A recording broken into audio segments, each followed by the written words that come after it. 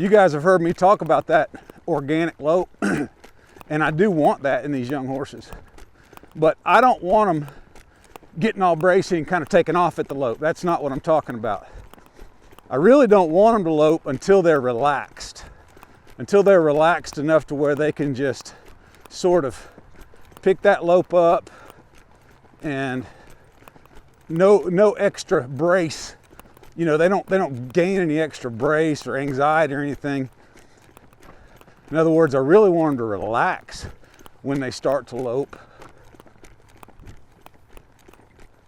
So if Bones just breaks off into that lope, then we'll try a couple circles till he relaxes and start over again.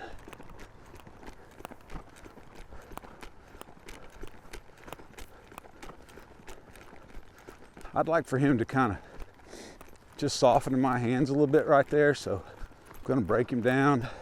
I'm going to get this rib cage he's just kind of ducking around with his rib cage all braced.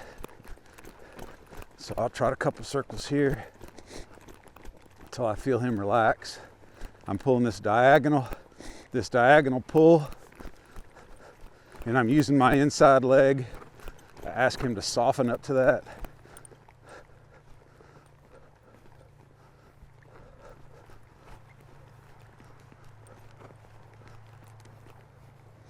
I don't want him dropping in and spinning. That's not the point.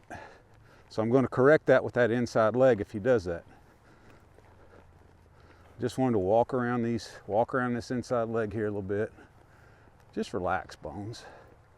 It's cold again this morning. And he's just a colt. He's just a baby, you know, so we're not going to crucify him for much of anything that he does. He doesn't have a mean bone in his body, and that's already feeling better. You see his head coming down?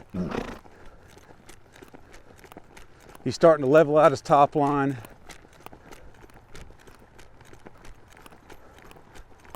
Coming around that corner felt a lot better. So what are we going to do right here? Everything feels really good. So I'm just going to sit. Okay. So that's the stop we're looking for. Been working on that for about a week. You see that was a nice, easy, relaxed, collected stop. He put his rear end in the ground. I didn't have to catch him with that bridle and bring him back at all.